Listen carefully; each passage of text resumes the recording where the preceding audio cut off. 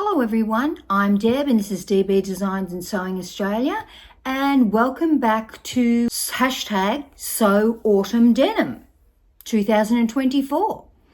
Today we're going to be doing part 3 of the Quebec Skirt by Itch to Stitch if you've been following along. But first of all, I have got a fabulous announcement. So as well as our fabulous prizes donated by the Dahlia Society, which we're very grateful for, we have had Weft and Warp fabrics, and they're in Canberra in Australia. Weft and Warp have offered us a 24% discount on denim for the months of April and May. Now I'll be putting on the bottom of the screen what the code is, but the code is Autumn Denim. That's all capital letters, so Autumn Denim 24. And you enter that code at checkout and you will get a 24% discount off your denim. How wonderful is that? I'll be putting all the details as well as on the screen. I'll be putting it below. So thank you very much, Weft and Warp Fabrics in Canberra, for your lovely, generous discount on denim fabric. Now, Weft and Warp Fabrics said they've gone a little bit crazy on denim, and they've even got denim top stitched windows. So if you're in Canberra or heading over that way, that's probably worth a look because that could be quite fun. So that's our discount, and we know our prizes. Hashtag Sew Autumn Denim 2024. Our prizes are the June Bespoke box from the Dahlia Society, and another prize is a $50 voucher for the Dahlia Society. So that's well worth entering. So if you want to show us what your whips are, that is going to be hashtag whip Sew Autumn Denim 2024. And then on the 31st of May, you can upload to Instagram hashtag Sew Autumn Denim 2024. And make sure you tag the 4 of us in your post.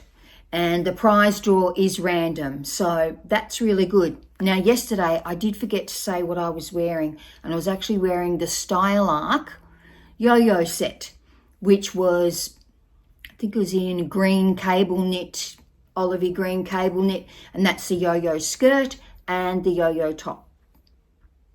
And I've actually got another one, a Vera top cut out in that same olive green cable knit to wear with that skirt as well, because those skirts are fabulous, really, really comfortable.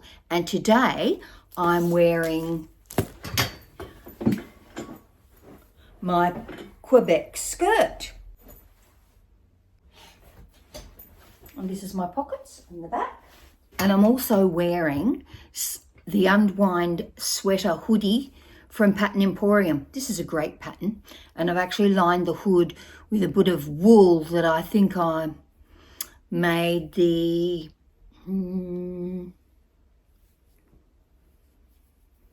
Chasing Butterflies top with. But this is a really, really warm top. It doesn't have very much stretch in the fabric. Now, I got this fabric from Darn Cheap Fabrics in Glen Huntly last year, I think. Certainly was before I went to Tasmania, because I took this to Tasmania and I actually wore it a lot. But what I do like about tops that don't have a lot of stretch in the fabric is the sort of hem you can do. So sometimes I'll do a hem with a split up the side, and sometimes I'll just do a plain hem. And I'm starting to like tops with no band on the bottom better than I like top with a band. So this is a really great pattern also. So the next thing we're up to with our Quebec skirt is the pocket. So here's the pocket. I've already pre-folded a little bit of it, but now we're going to go to the top stitching machine and top stitch this. Now, generally, I only draw in one line and I do 2 rows of top stitching because I'm using the foot as a guide on the other row. I'll show you what I mean. Now, the great thing about a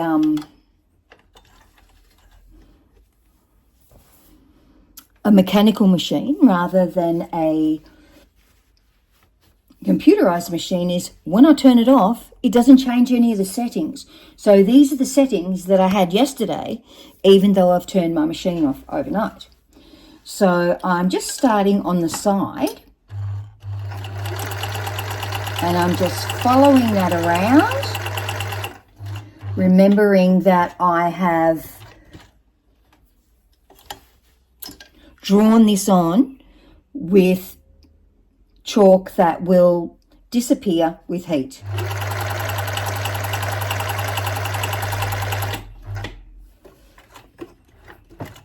Now, I'm not going to tie off any of the ends because these ends will end up turned inside this pocket.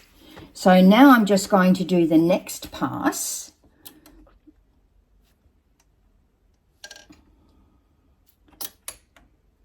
And I've just set my needle to the right so that I don't want a really wide space between my two rows of top stitching.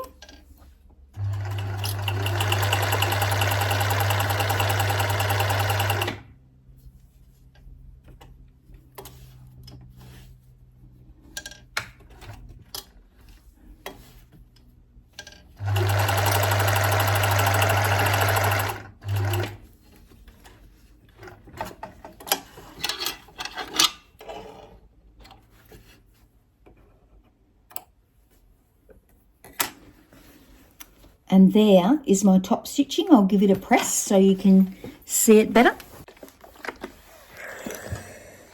Now it is hard to see. You'll probably see it on the reverse side a bit better.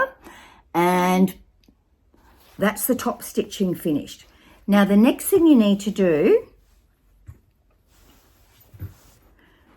is turn in the edges. So we're turning in all of the sides.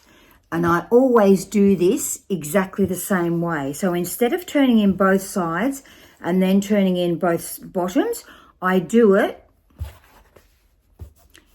in a square. Is that how you would say it?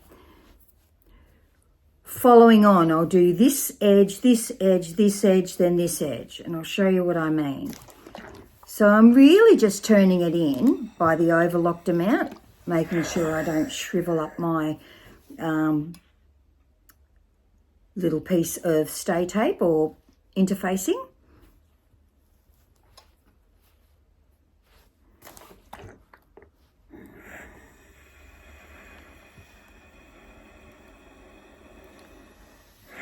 So that's the next piece. And I'm not sure why I do it this way. I've done it this way for a fair few years. And I just find I get a crisper edge on the point.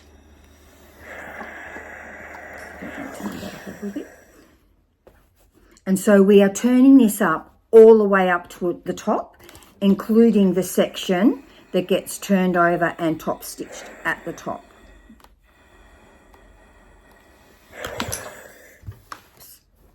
So there is the back pocket.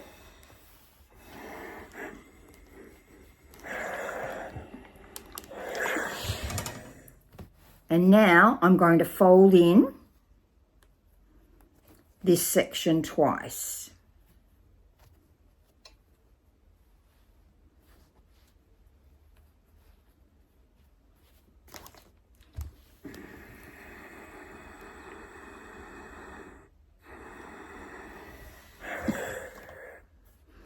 And as you can see, this tiny corner's just jutting out here. So what I'm going to do is I'm just going to snip off that corner. So then it sits snugly inside. It's not going to fray. Nothing's going to happen to it because it will be top stitched onto the actual back of the skirt in this section, so nothing will happen to it, and the same with the other side. Just snipping it off, not all the way down to the first turn. And then you can see it's giving us a much better finish. So now,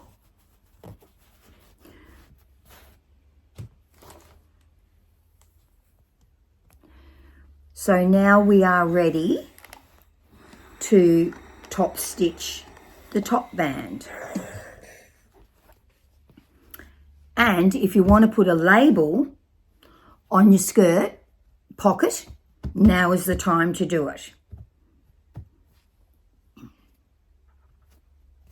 So I'm just going to top stitch this section. It's just normal top stitching.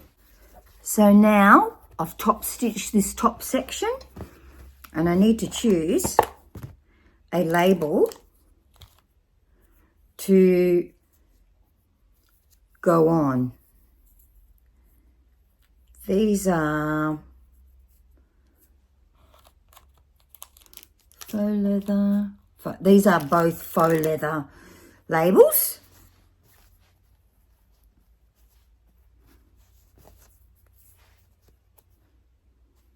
And I think I'm going to choose the pinky one. So I'm just going to stitch that. And if you'll notice, these labels, which are quite thick, have 4 little holes in them. And I usually just hand stitch them on using the corners of those labels. I'll show you. So now I have attached my label. You can just see using those threads in the corner. I do have some weird matching thread that matches this label. Some sort of embroidery thing. I don't know where I got that from. So the next thing is pocket placement. So I have pinned on my pockets. Now you can tack on your pockets and check where they will be before sewing them. You're top stitching these on, but as I've made this skirt before, I'm quite happy where the pocket placements are. I will show you because you can probably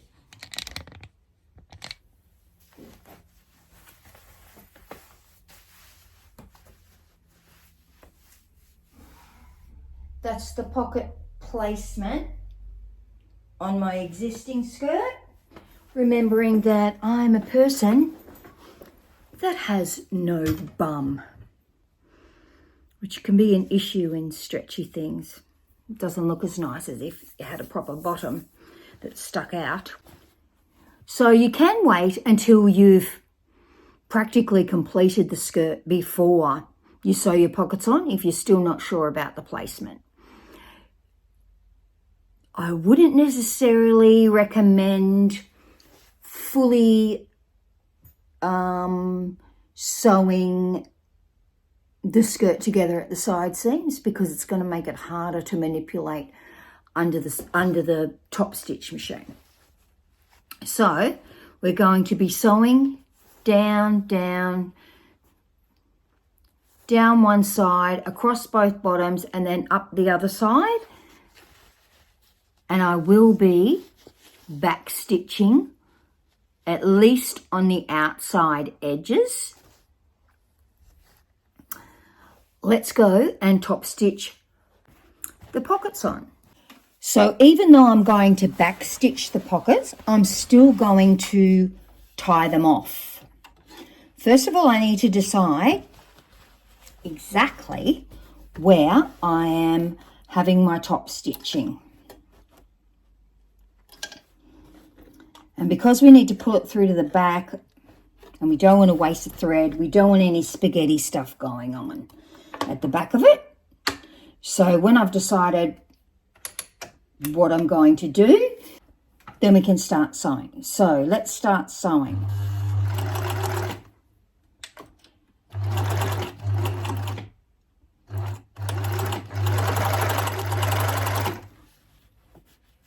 And as you can see, this mechanical machine has no problem getting over all those layers. It's quite a thick layer there, just easily. You do not need a hump jumper with this sewing machine at all. And it also does the bottom hems of ready-to-wear Levi jeans that are really, really thick. Just sews over them.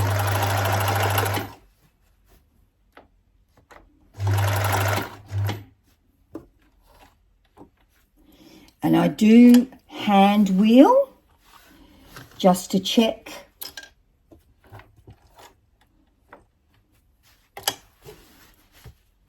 that I'm turning in the right place.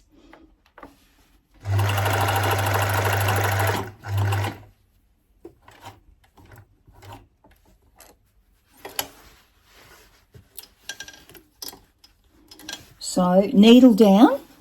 Now that's the only thing the mechanical machine does not do. In my computerized sewing machine, I can tell it that I want it to land with the needle down, and it will continue to do it. But in a mechanical machine, it just lands where it lands. Some of the time it's down, some of the time it's not. See, now it's up, now it's down. So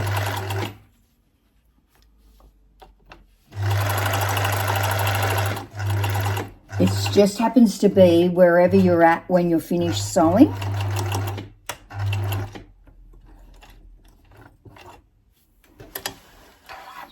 So I do need to tie this off, so I need to pull a little bit out. I still should have plenty of thread, but it can be very, very annoying when you run out of top stitching thread, especially if it's a special colour. Got that one to tie off. Now this thread, this thread does not want to pull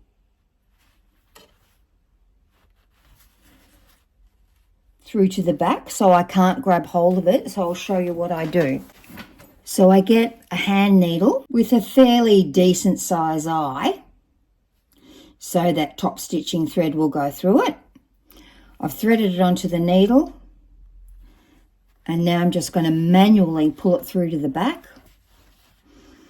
I don't want to be telling people things that they already know, but if you don't know how to get things through to the back, don't keep on pulling it. You'll end up breaking the thread or stretching it out so that it looks awful, or it'll start to gather it up. So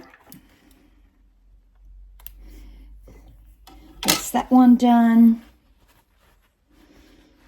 You can tie knots any way you want. You can tie it like this, or you can hold them both together and tie it. So usually I tie it depending on how much of a tail I've got. Sometimes I can't make it wrap around. And so now to the second pass.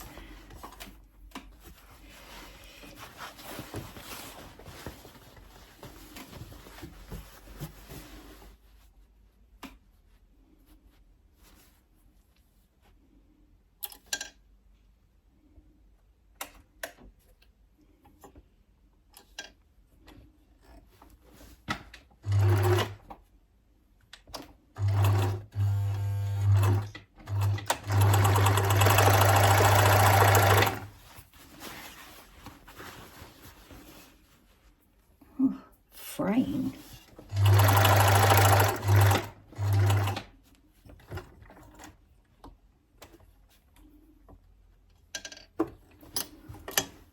And so I just lifted the foot up as well as the needle up so that I could get it into exactly the right spot to turn it. It was halfway between.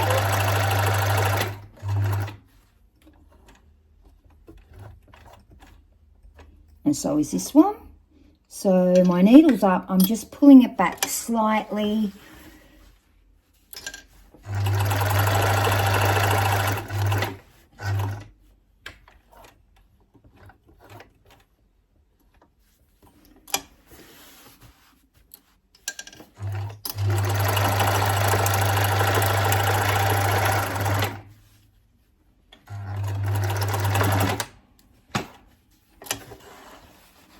Okay, now we've got both of our pockets attached. Here's a pocket. Looking good, really neat. Very happy with that. This is the other one. The label. Still covered in fluff. And so now we're going to attach our yoke. So what we need to do first is know which is the left side and which is the right side, or which is actually going to be the center back, which is more of what we need to do, so that when we're looking at this pattern piece, we can see that this is going to be the side edge. And I can already see I've got, this is going to be the side edge. Here's a marking here, and here's a matching marking on my left back piece. So when we're looking at a yoke, the deeper side of the yokes, it belongs to the center back, not to the side. So we're just going to pin that in place.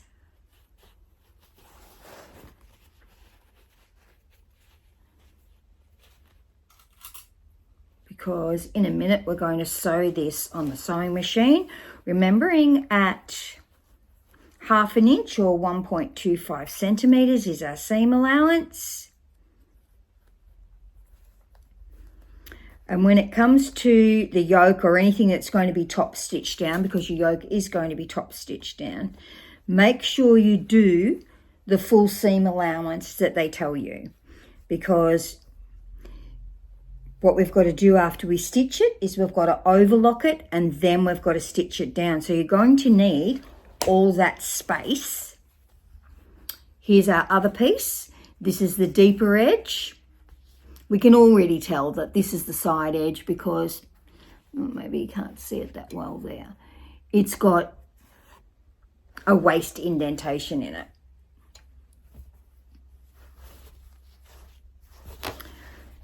And we're matching up our markings.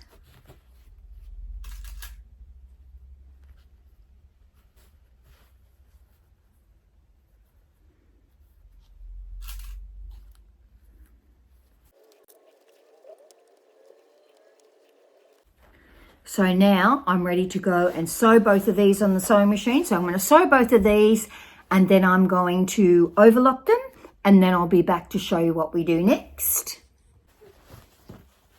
Now, I've stitched and overlocked our yoke to our backs, and what we want to do now is press this so that the seam is going towards the top. So our seam inside is going towards the top, because we are going to top stitch this, and we're going to top stitch it at the top.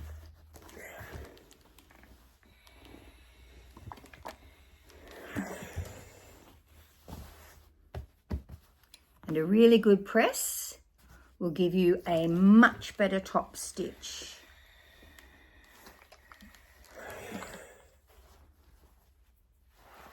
It's a fluff everywhere.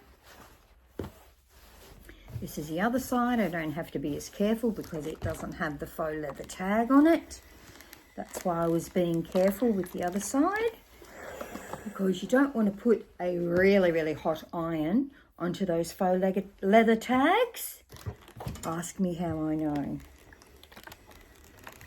They don't really melt, they just go a bit distorted. So now I've got these ready, pressed to the top. I am going to do some rows of top stitching on it, and then I'll show you what that looks like.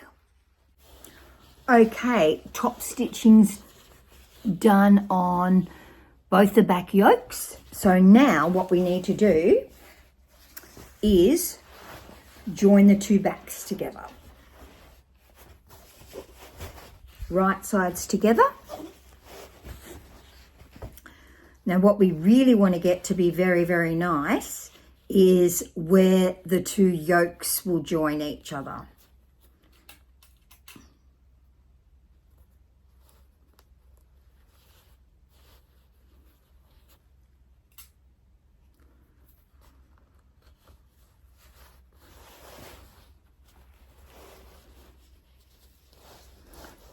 Remembering one side has got the extension and the other side hasn't, and our dots match. There's our dot, and that's where we're going to sew down to.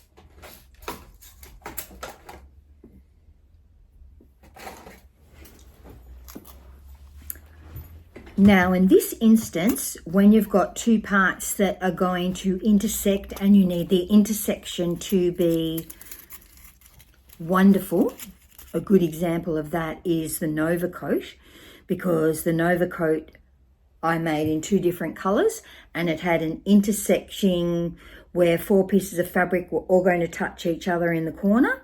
And so these are things called a clover fork pin. Do not stab yourself with this. Do not let any kids near this. And this is going to, you can sew over these. And these, be careful with them. These hold your work in place perfectly. So you can see that there. They are lethal and these ends stick up. So you can see how they're curved up. So they are very dangerous. It's not something that I use unless it's for that particular type of application where I'm saying I need this to be exact and I'm going to sew over the pin. Ow, that's just different pins sticking into me. So I'm going to go to the machine and from our dot down here, right up to the top, I'm going to stitch it down. Let's see how that goes. So there we've got a pretty good match up of the center back seam. Just going to put this clover pin back away. And now what we need to do is clip into, gosh, it's just so fraying. I'm just going to overlock this off shortly. We're going to clip into that dot. So my dot is actually here, just so you can see, and it's where my seam ends. And I'm going to once again use my duckbill scissors because when you want accuracy, this is what I clip curves and all that sort of thing. When you want accuracy and you don't want it to go past a certain point, I find these are very sharp. They've got a great point and you can see them. So they don't have a rounded point like some scissors. They've got a very sharp point and so it's very easy to see the very tip of them. So now we've got this, I am going to overlock this section and get rid of all those threads. Okay, now I've overlocked this. We're just getting less and less threads all the time. It says, because we're going to top stitch this back as well, remember, press it to the right as if you were wearing it.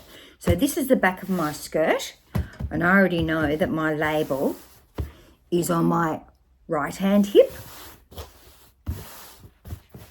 like your coin pockets on your right hand front. So I need to press this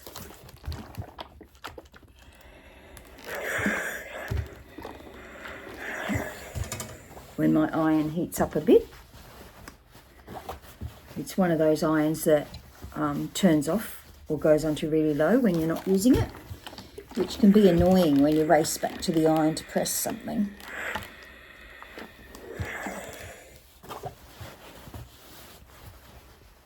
And we are only going to top stitch down to where we clipped. So you can see that's where we're going to top stitch down to. So now we've completed the top stitching on the centre back. They have you join the side seams now, but my preference is to do the pleat first while it's in a single layer and you don't have to slide it over the end of the ironing board. So that's what I would do next. Let's see what they say for the instructions, but it's really all about pressing. I can already see that is pressed. What we've got is, remember we had the extension piece. Well, this is the short side. I have turned that over twice and sitting up nicely in there. Now this is the side with the extension, so that's also turned over twice. The first turnover is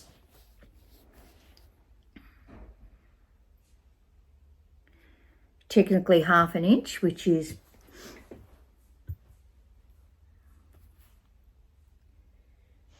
(1.25 centimetres), like all of their seam allowances are. And then the second turn I've done, which is this one.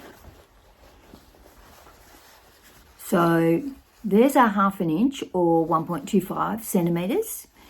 And the second one is to match the existing one. Now let's see if we can get closer so that you can see what I mean.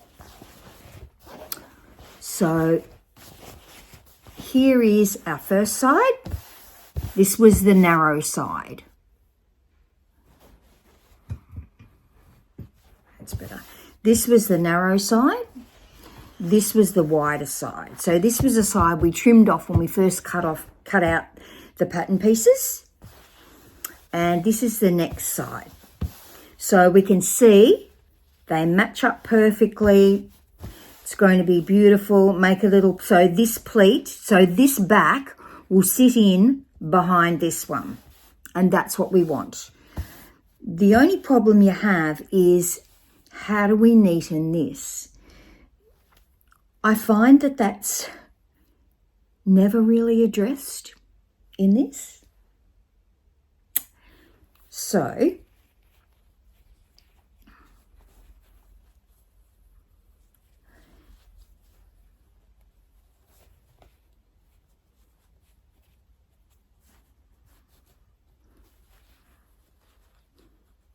to neaten it up,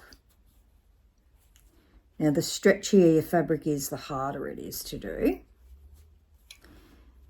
To neaten it up, just folding a diagonal corner, and that is going to get stitched down so that it's neat and everything's locked inside it. We need all of the fraying edges locked inside it. And you actually bar tack over it. So maybe that's why they don't tell you that you have to neaten it. But I don't know. I like everything neat. Other times when I've made similar skirts that had similar instructions, I actually overlock the two backs separately, and so everything was overlocked, and then I joined the backs together rather than overlocking them together. I think it's 6 of one, half a dozen of the other, because it does make it nicer for the top stitching if the backs are already overlocked together. But you can press them together and still get a good top stitching on it. But this is how it's going to look in the end. And we are going to bar tack over that. So even though you don't need to bar tack the front where the faux fly is, you do need to bar tack the back parts where a kick pleat is, because it's going to be much more stress on a pleat. So now we're going to machine stitch these down. Now the underneath piece, which is the wider section, I'm just going to machine on my normal sewing machine.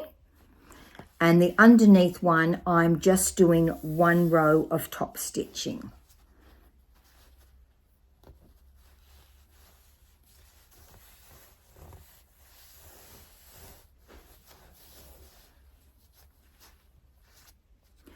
So I will do the top stitching one first, because technically that's going to be easier. The other one overlaps it. So I'll do that and then show you what that looks like. Okay, here was my first lot of top stitching on the split. Now I ended up doing 2 passes.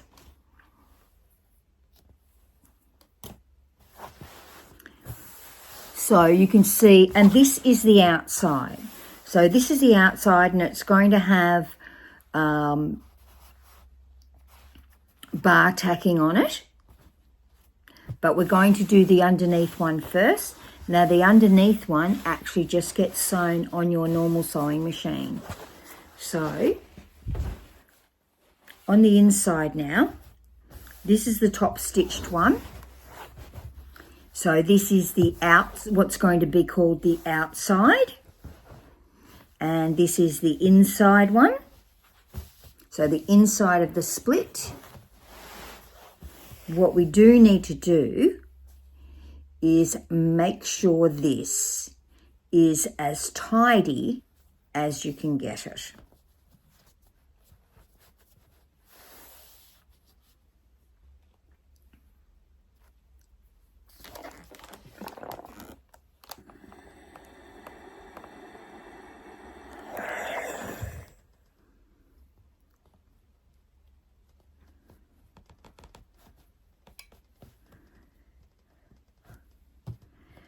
So I have pinned that there. It's really, really neat. I am going to sew across. So can you see that? Pull that up here. I'm going to sew across here and then I'm going to sew down this outside to hold this piece in place. Okay, our split goes down to there, or it is stitched to there, but this is where the bar tacking is going to be.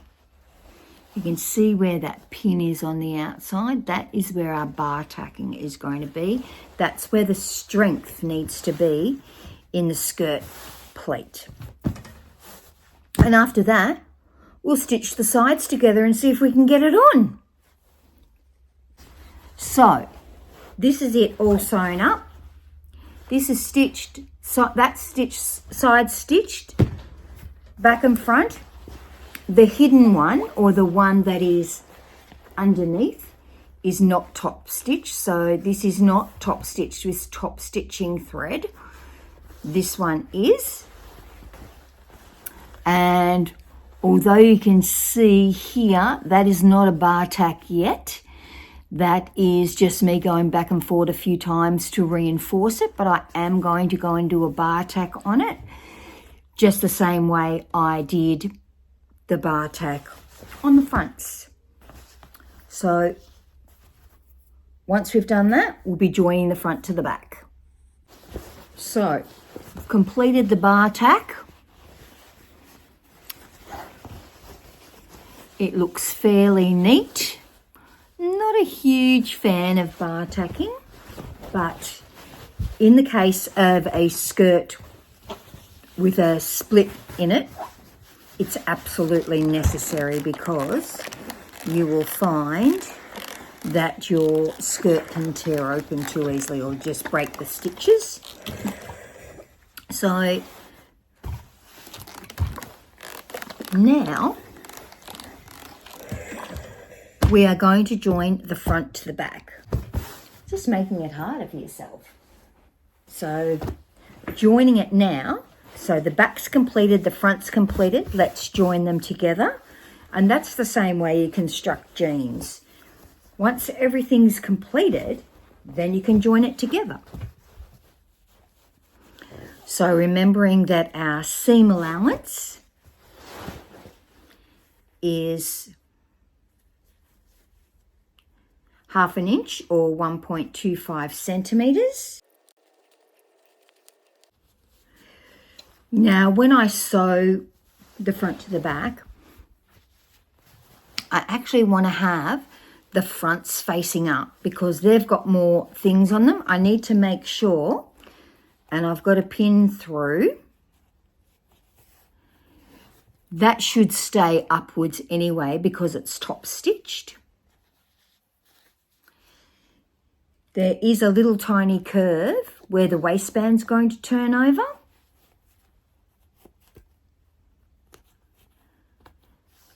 And I just want to be very aware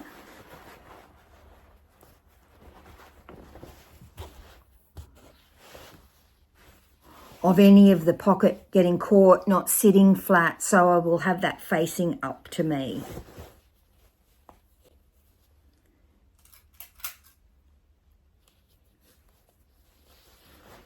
So I'm going to go to my regular sewing machine and I'm going to sew the seam and on both sides, and then we're going to try it on and see what it's like. Okay, this is the first try on and it's a pretty good fit. Remembering that the elastic is going in the top, this waistband has to turn over to accommodate that elastic. So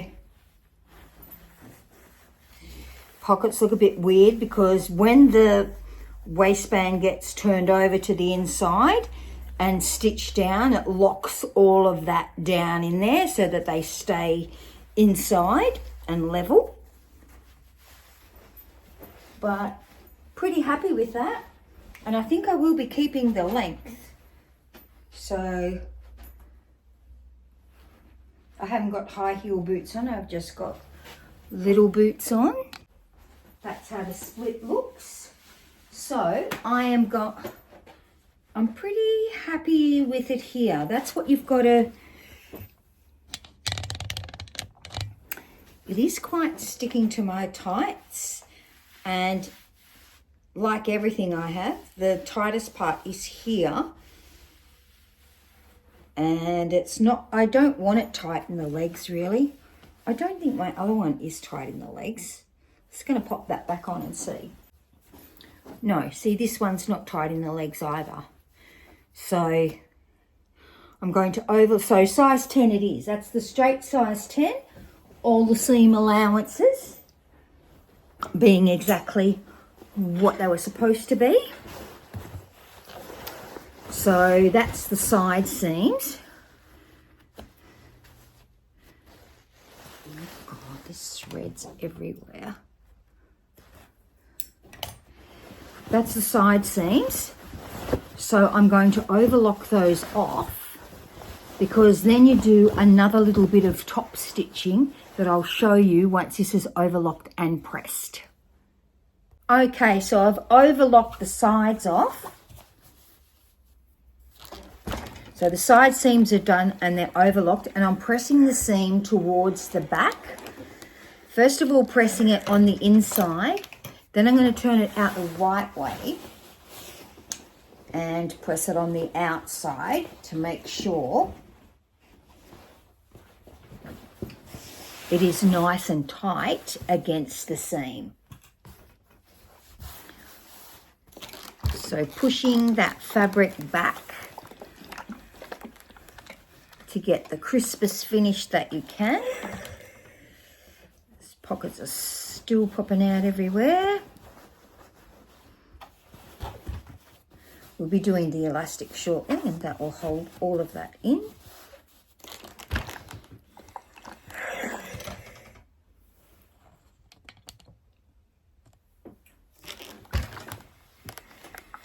So all of this is getting pressed towards the back because we are going to top stitch it.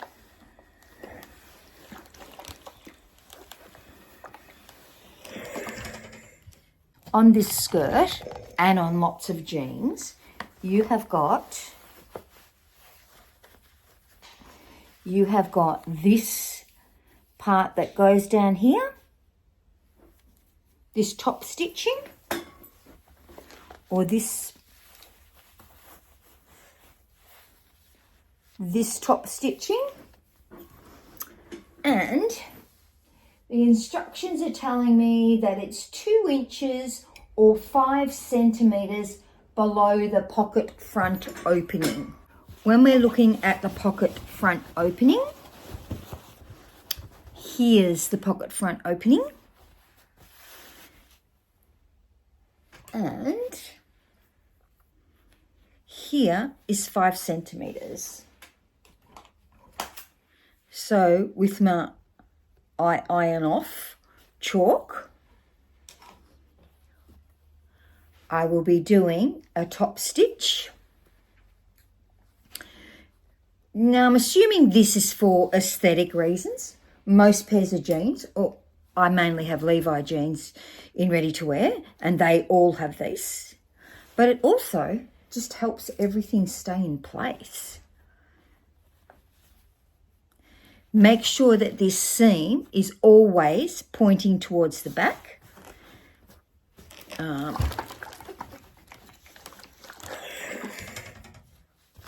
So we will just do that for both sides. And then we can get that waistband done. Now you actually do it quite close. Oh, I haven't pressed this one out yet. There's just thread fraying stuff everywhere from this fabric. I'm glad to get it all locked in. So I'm just feeling on the inside, making sure that everything stays where it's supposed to be.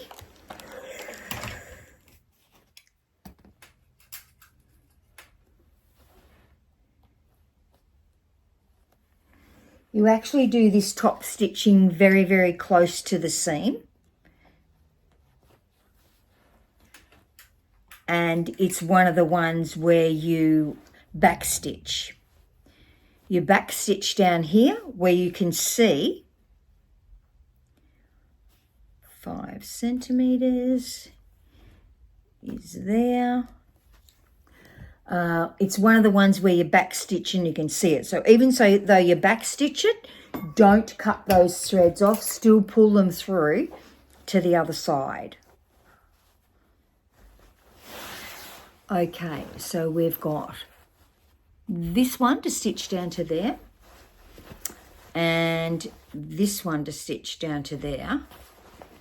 And what I will do, even though you probably can't see both sides at once, I will make sure they are in exactly the same place.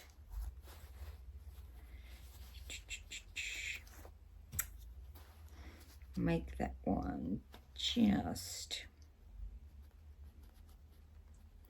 4 mil different. Okay, I'm going to go and top stitch this down and show you what that looks like. Okay, I've stitched those down.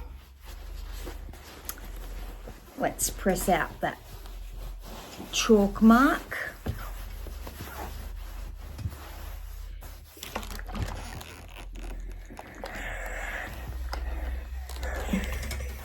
That's looking good. Here's that chalk mark.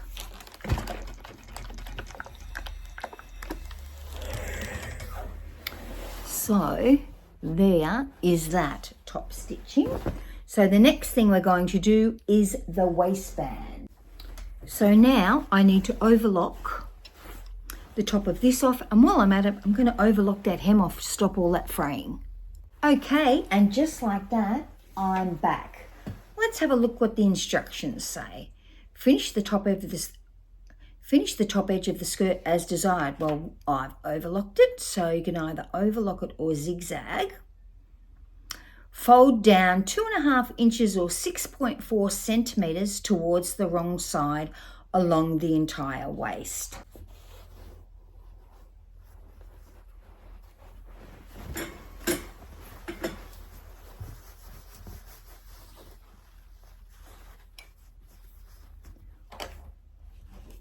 How deep? 2.5 inches or 6.4 centimeters. Okay.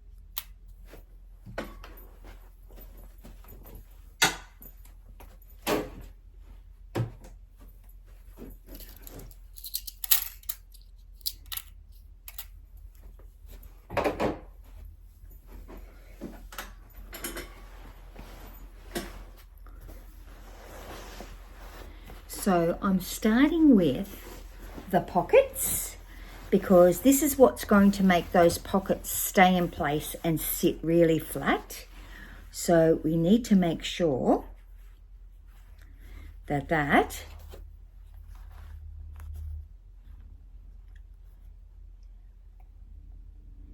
is perfect.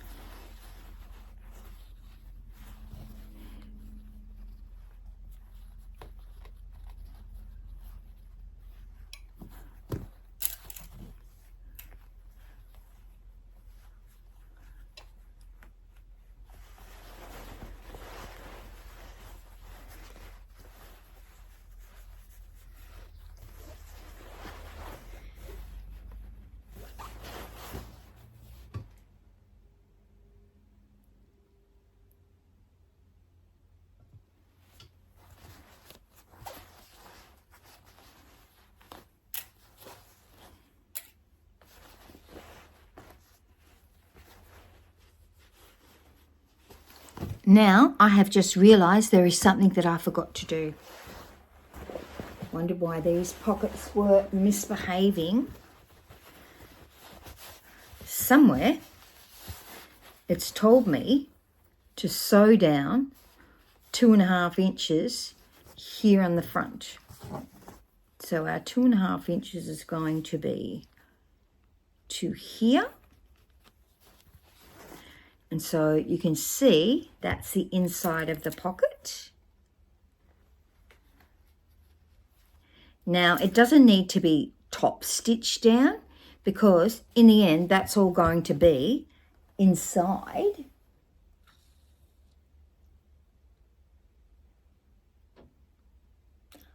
Oh, in fact, I think they tell you to tack it down, but I won't be taking it down. I'm just going to machine sew that down. Is that what they say?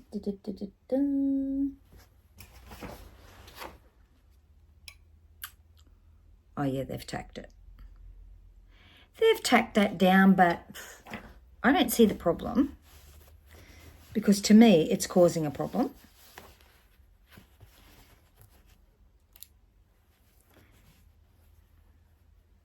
It's just going to make it more difficult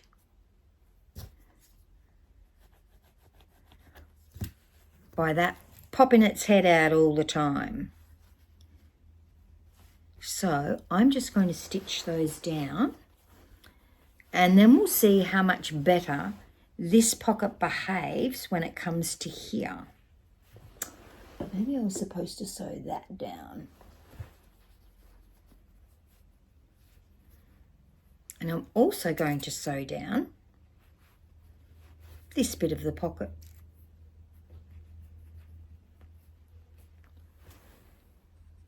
Okay, now we've pinned the waistband down. We're just going to press it.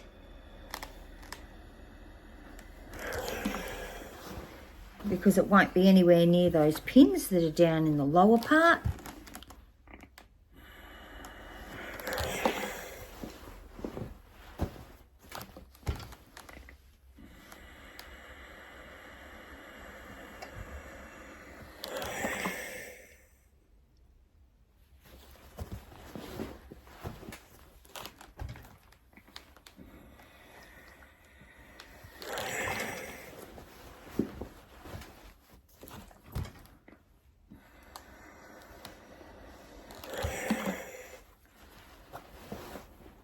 Okay, so now we're ready to stitch this waist. Just going to go all the way around there, leaving a 2-inch gap in the front. They want you to baste it.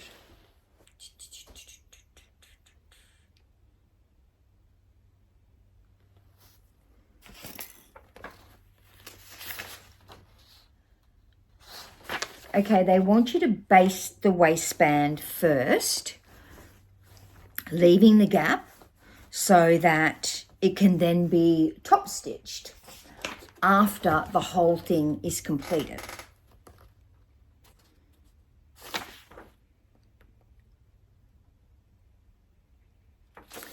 So I'm just going to run a larger than normal machine stitch all the way around, and I'm going to leave a space here in the back.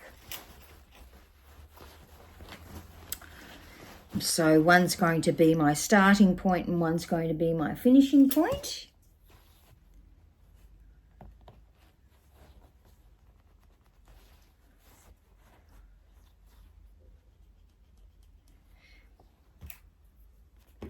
So now I've marked that, I'll be starting here, finishing here, and then we can get on with the elastic. Okay, so now it's looking much more like a nice skirt. We just need to put the elastic in and then do the hem. I already know it needs to be quite firmish on this skirt because I have already taken this elastic in twice in the skirt I'm wearing. Probably because I got a little bit smaller, but you just need to make it to the size you want. Now, when we talked about this little piece of fabric that we're going to join with the elastic, I'll show you how.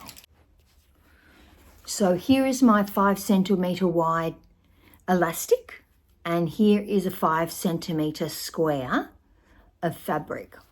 I am going to zigzag this fabric onto this elastic, then we're going to pull the elastic through and I'll show you what we do next. So here is our piece of elastic with the piece of cotton attached to it via zigzag. that on that side. Now we're going to pull the elastic through, and you can use a safety pin or you can use anything else. I always use a bodkin. For anyone who doesn't know what a bodkin is, that's a bodkin. And this piece slides down and makes these clipper ends really, really tight. So you put it onto your elastic.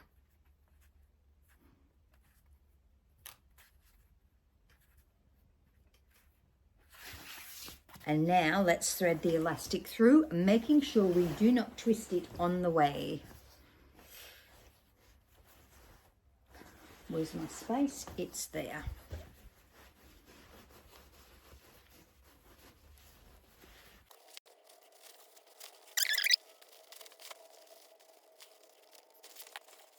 Okay, so now our elastic's threaded through.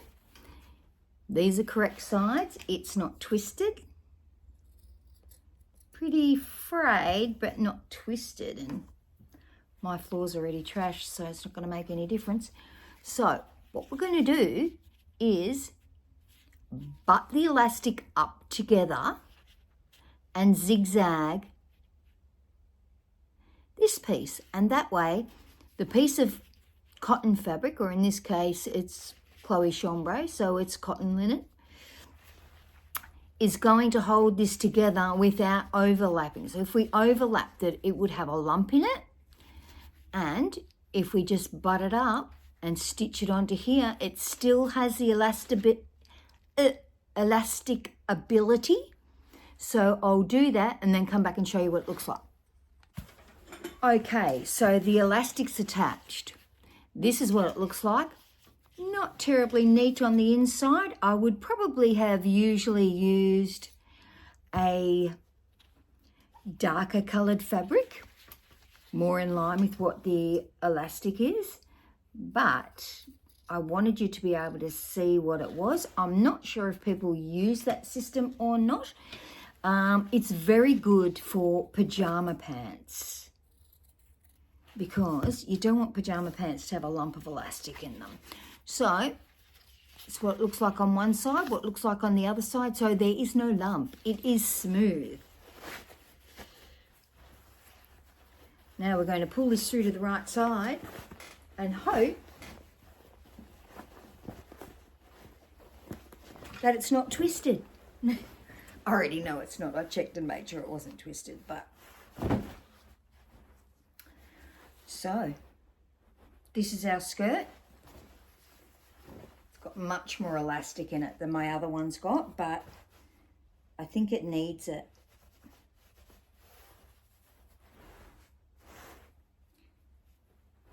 Really, really happy with it. So now I'm going to stitch closed this little section, and then I'm going to go and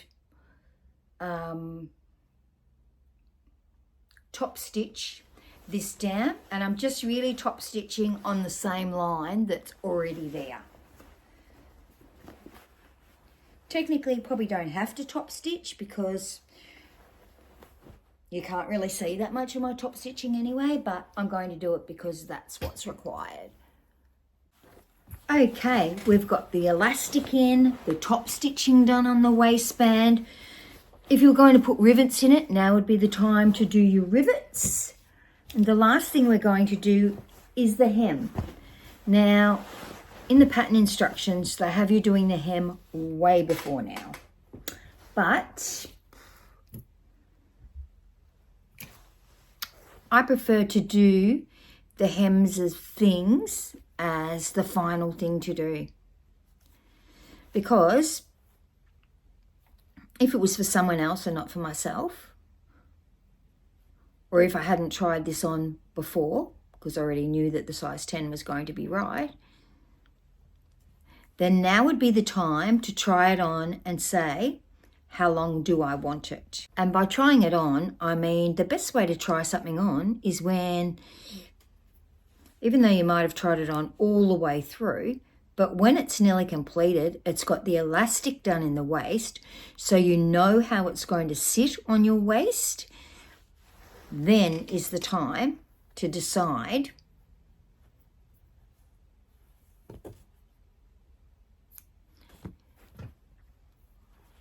how long you want it. So in this case, you don't need to do the hem way back when you were doing the split. It's probably just done that way because they were working on the split at the time, but nothing wrong with leaving it to the very end. So I am not doing mitered corners or anything like that. I am purely turning up 2.5 centimeters because that is my preferred hem length. That's my preferred aesthetically pleasing hem depth. Most of my things, if possible, have that depth of hem on them because that's what I find nice to look at, maybe just from a sewing perspective, but also from a wearing perspective. I even like a t-shirt that's got that depth of hem on it.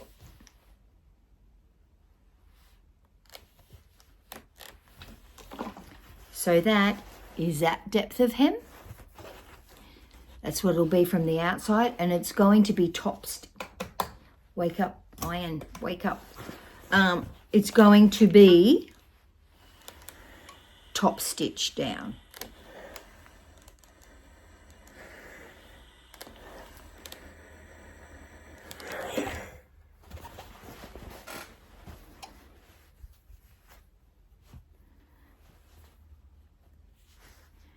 Now, what I have been trying to do is I've been trying to get some black rivets, thinking that black rivets might look really nice on this. But do you think you can get some prim black rivets? I've got a prim machine. I think it's called a Vero or something like that. But I don't have any rivets.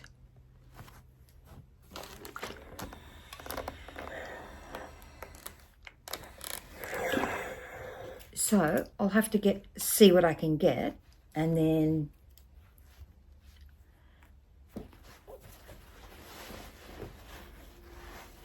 have a go back on here.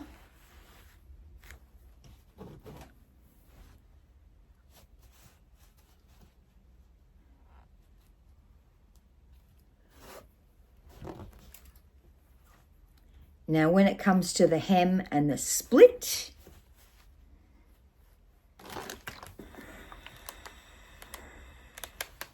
this is what's going to matter.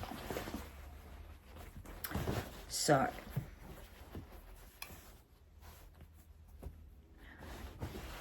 this is what matters. Is our hem level?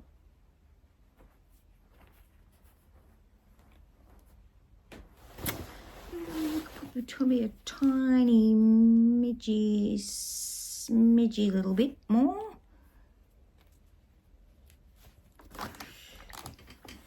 And I will need to press it so that it's sharp enough so that you can tell. So that's where our hem's overlapping.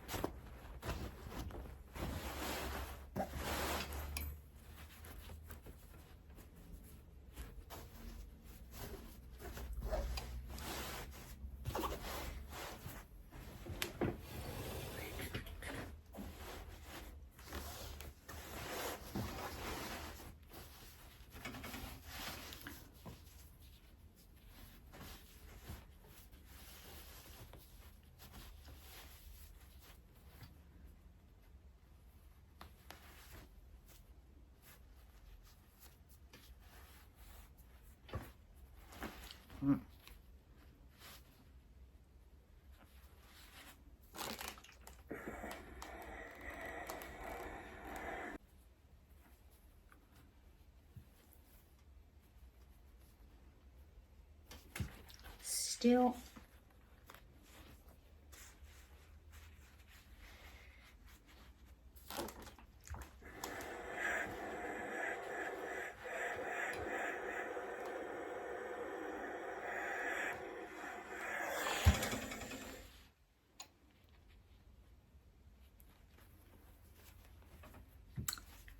that is better.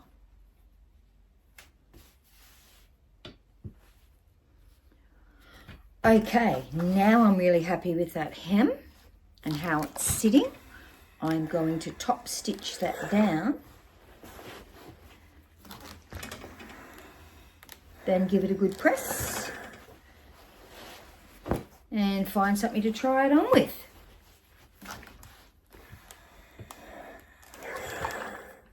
So I'm just going to top stitch,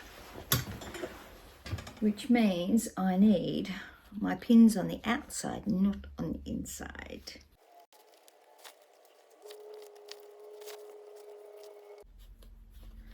I'll just top stitch this and be right back. So now the skirt is finished. Here I am wearing it with the vetiver top. I think that's how it is. Veti something top by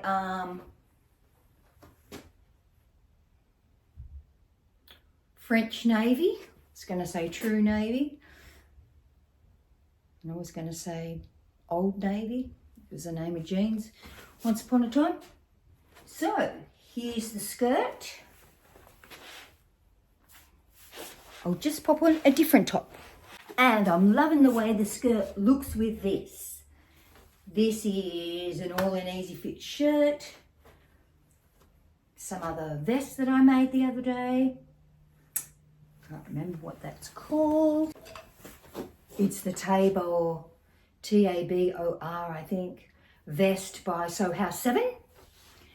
But this is probably how I'd wear it. Probably how I'd wear it with a shirt, maybe a vest. It'll be winter and I can see people with raincoats on outside. Not sure if I'm going to be putting a band on the bottom of this vest. It's just, otherwise it's going to be like that. Do I hand stitch it up so it looks like it's up? Tie your shirt, do anything you want. Really happy with it. Waistband's much tighter than the other one. It actually feels much more secure. The other one could basically fall off. And as I said, I've taken it in a couple of times. So that's why I was determined to make this one a little firmer in the waist. And as I said, it turned out to be a straight size 10, this skirt. So really happy with the fit. Feels really comfortable, and I'm happy with the length. So that's not so long that if I was carrying something, just tilt this down a bit. That is not so long. If I was carrying something, I would fall over, but it's still quite nice and long. How big is the split? Oh, the split goes up to there. Oh, you can see I've got no stockings on. Yeah, so it'll still be easy. Just as easy as the other one to get in and out of the car. Anyway, that's it for me. Don't forget about the 24% discount on denim with Weft and Warp. I will put the details in the description below this video. I hope everyone has enjoyed the sew along for the Quebec skirt, and I hope that some people actually made it. That would be great. And then make sure you put your entry in on the 31st of May. Or if you want to show us where you're up to, you can do hashtag whip sew autumn denim 2024 and we can see how far you've gotten along. But you can enter as many times as you like. Fabulous prizes provided by the Daily Society. So don't forget to go and pay Kristen a visit as well. I hope you've all had an enjoyable sew along. Now, I was going to do a sew along for the ginger jeans.